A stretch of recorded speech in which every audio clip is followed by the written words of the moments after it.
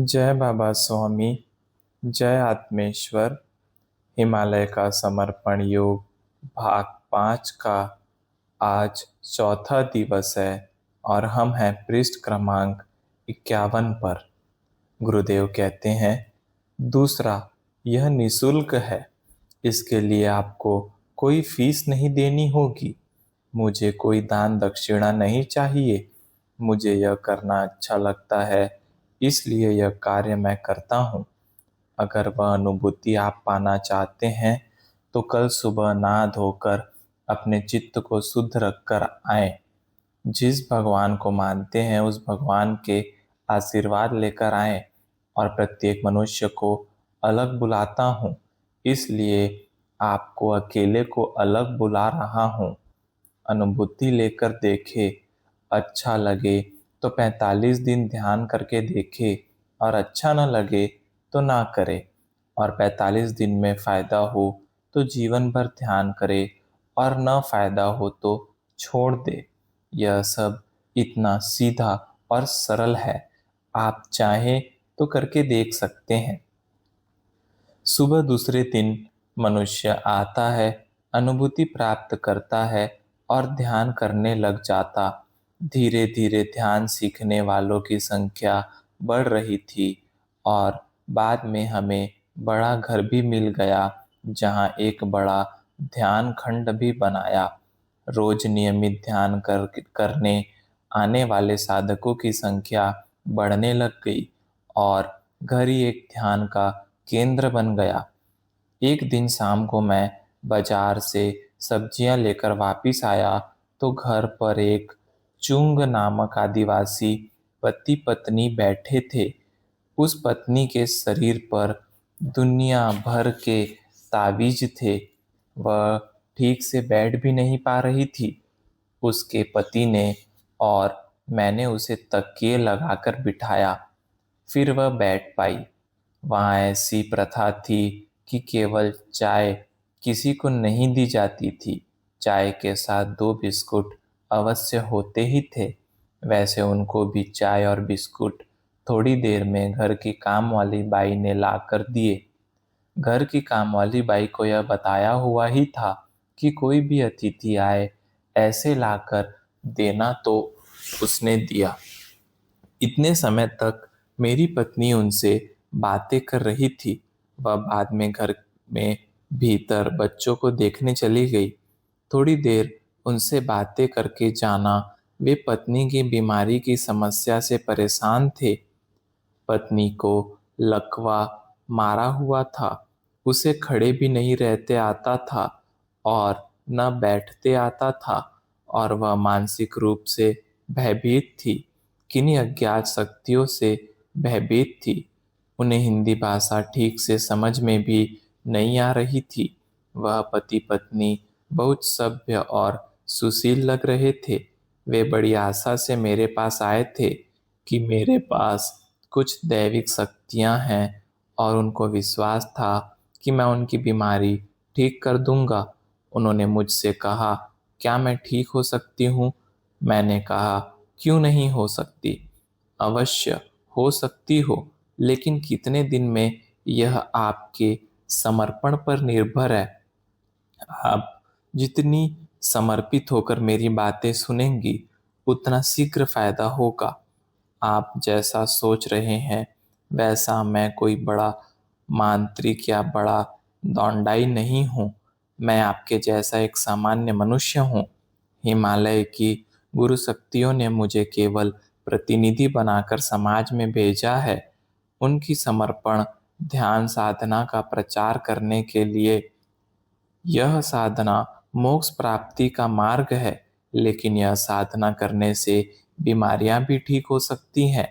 यह ठीक वैसा ही है जैसे एक नदी के साथ चलने से हम समुद्र तक पहुंच सकते हैं, लेकिन नदी में थोड़ी दूर भी नाव से चले तो एक गांव से दूसरे किनारे के गांव तो पहुंच ही सकते हैं।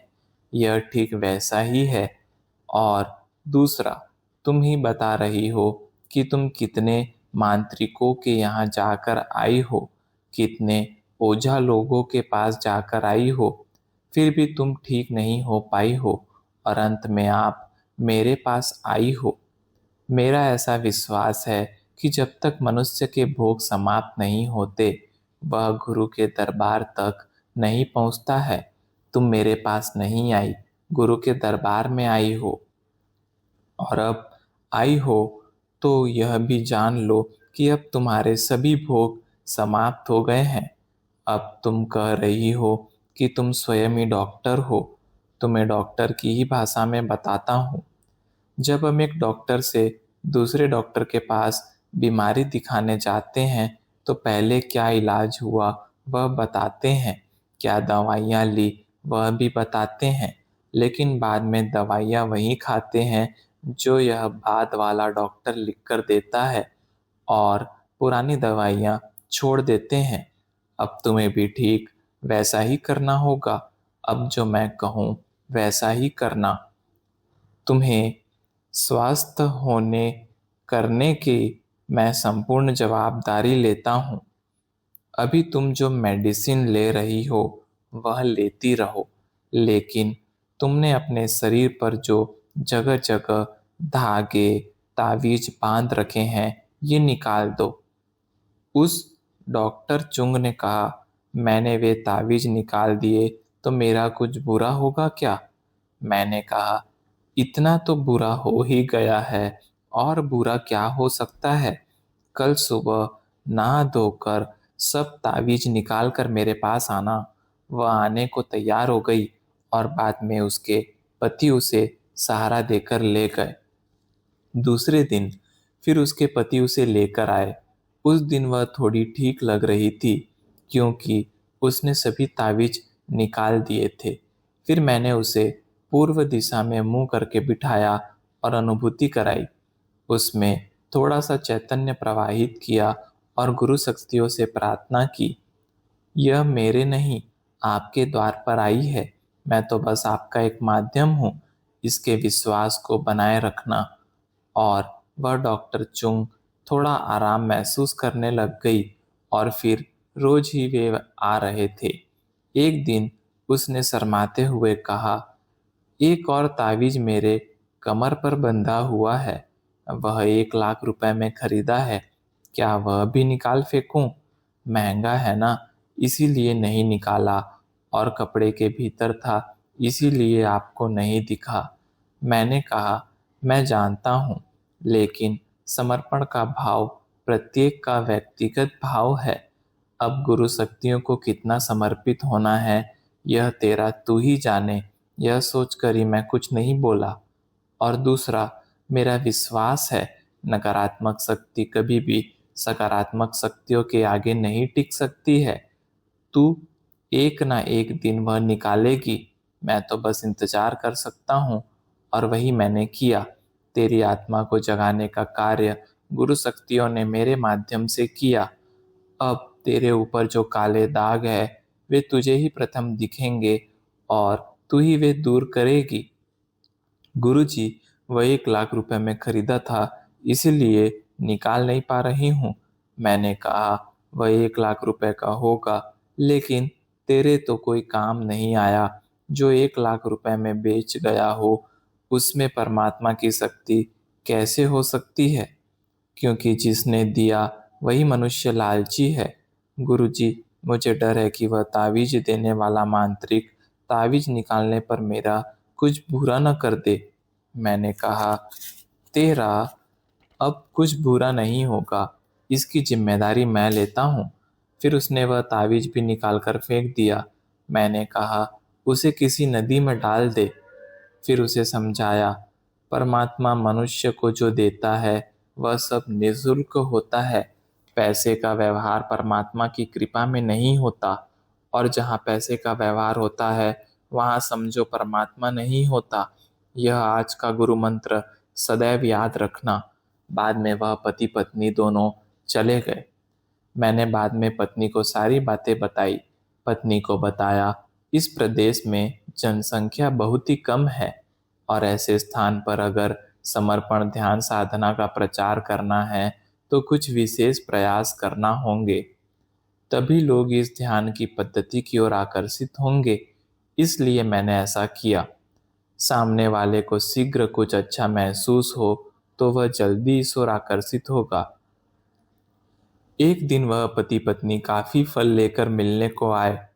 अब वह डॉक्टर चुंग स्वस्थ भी हो गई थी और दौड़कर घर पर आती थी। उन्होंने बताया, हम बौद्ध है और आज हमारा पूर्णिमा का त्योहार है, इसलिए फल लेकर आए हैं। आप जानते हैं क्या हम कौन हैं? मैं यहाँ का एक नेता हूँ और यह मेरी पत्नी इस प्रदेश की प्रमुख चिकित्सा अधिकारी है।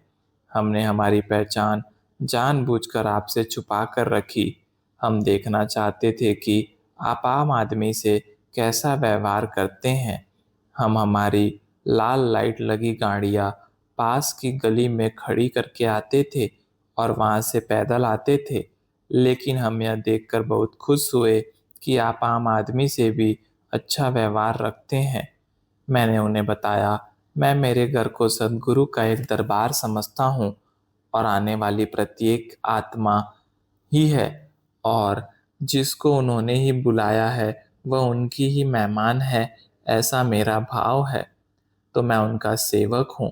मैं तो उनके मेहमान का आदर सत्कार करूँगा ही। और व्यवहारिक जगत में आप कौन हैं, इससे मुझे कोई फर्क नहीं पड़ता। मेरे लिए आप मेरे गुरुदेव के एक मेहमान हैं और गुरु शक्तियों ने आपको बुलाया है और मुझे आपकी सेवा करनी है। आप कौन हैं और यहाँ क्यों आए हैं, यह मेरा क्षेत्र नहीं है और मैं सदैव मेरे क्षेत्र में ही रहकर कार्य करता हूँ। बाद में उसके पति बोले, मैं इसे लेकर पिछले 5 सालों से भटक रहा हूँ। कई मांत्रिकों के पास गया, कई तांत्रिकों के पास गया, लेकिन कुछ भी फायदा नहीं हुआ और लाखों रुपए भी मैंने खर्च किए और आपने बिना पैसे से ही ठीक कर दिया।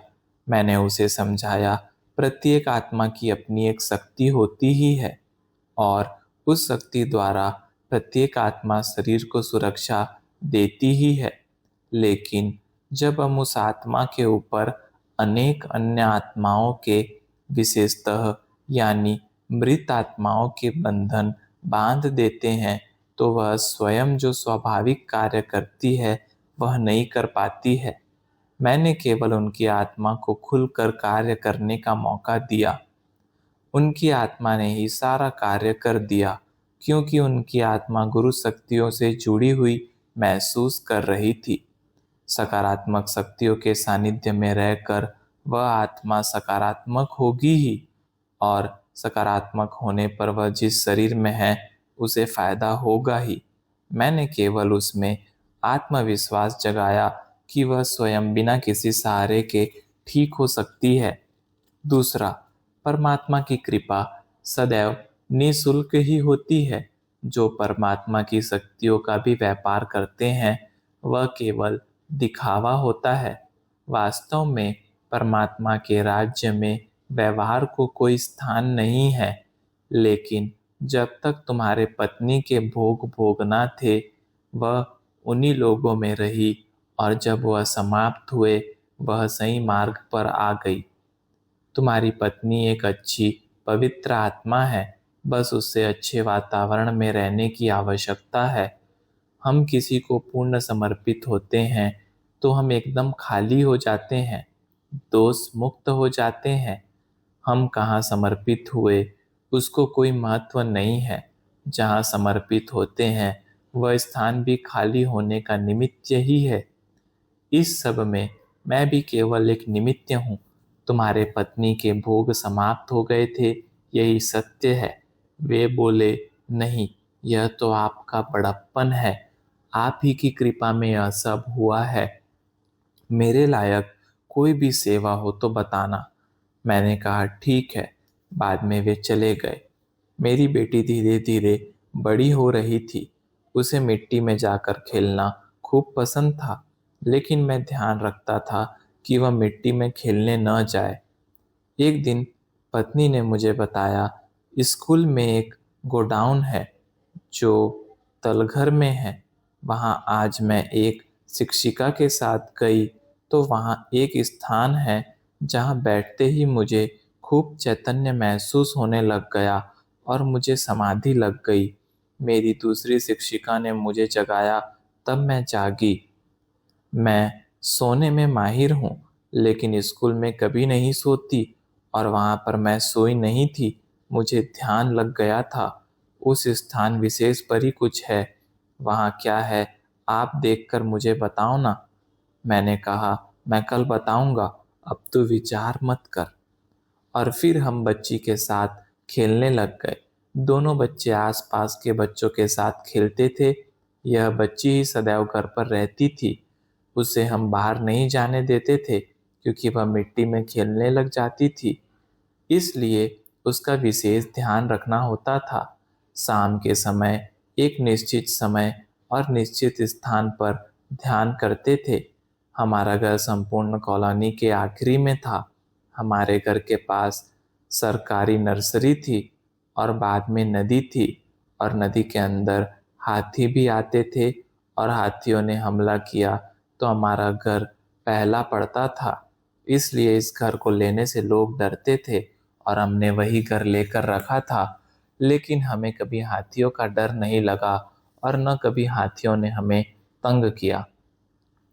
दूसरे दिन सवेरे मैंने ध्यान किया तो जाना कि पत्नी स्कूल में जिस गोदाम में गई थी, वास्तव में उस स्थान पर एक ईसाई संत की कब्र थी, जो वहाँ पर पादरी था और अच्छा ऊंचा पूरा अंग्रेज था। पत्नी उसी की कब्र पर जाकर बैठी थी और उस अंग्रेज को मरे 150 साल हो गए थे, तो भी उसके शरीर से अच्छा चैतन्य अभी भी आ रहा था। इसका अर्थ था वह पादरी अपने जीवन काल में एक अच्छा पवित्र संत रहा होगा। काफी आत्माओं के साथ वह जुड़ा होगा और इसी कारण उस शरीर के साथ जो सामूहिक शक्ति थी, उसका एहसास आज 150 साल के बाद भी हो रहा था।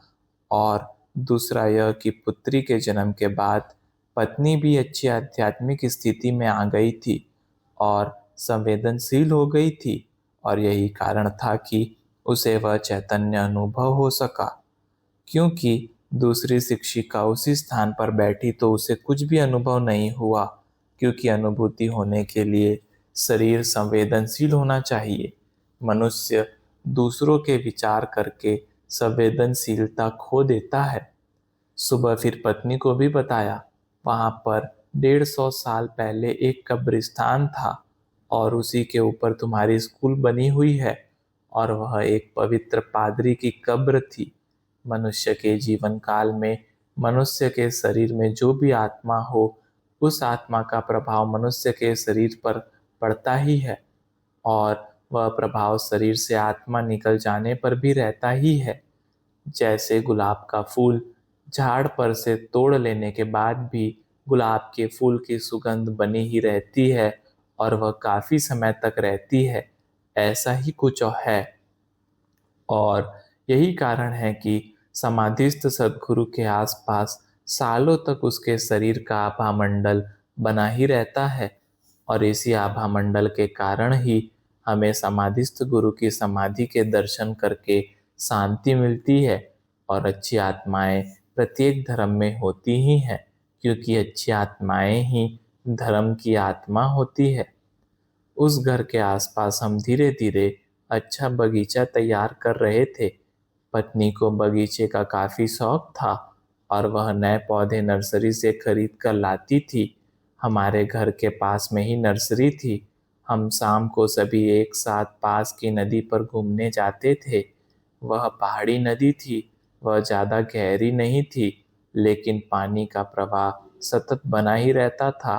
वहाँ आसपास की आदिवासी औरतें उनके घर में नल नहीं होने के कारण बर्तन मांजने और कपड़े धोने भी आती थी। वहाँ की रेत में जगह जगह छोटे छोटे खड्डे किए हुए रहते थे। थोड़ी थोड़ी देर में उन खड्डों में पानी जमा हो जाता था। उस जमा हुए पानी को वह आदिवासी लोग पीने के लिए इस्तेमाल करते थे। एकदम स्वच्छ पानी होता था। एक बड़ा रोड जो ईटानगर को जाता था, उस रोड के किनारे पर यह स्कूल थी और स्कूल के पीछे ही कॉलोनी बनी थी। कॉलोनी का एकदम आखिरी जंगल के पास हमारा घर था और आखिरी वाला घर था, इसीलिए पहाड़ और नदी के एकदम करीब था, लेकिन रोड पर से सबसे अधिक दूर था। इसीलिए प्रदूषण मुक्त वातावरण था। ध्यान करने के लिए बड़ा ही अच्छा वातावरण घर को प्राप्त हुआ था। जय बाबा स्वामी, जय आत्मेश्वर।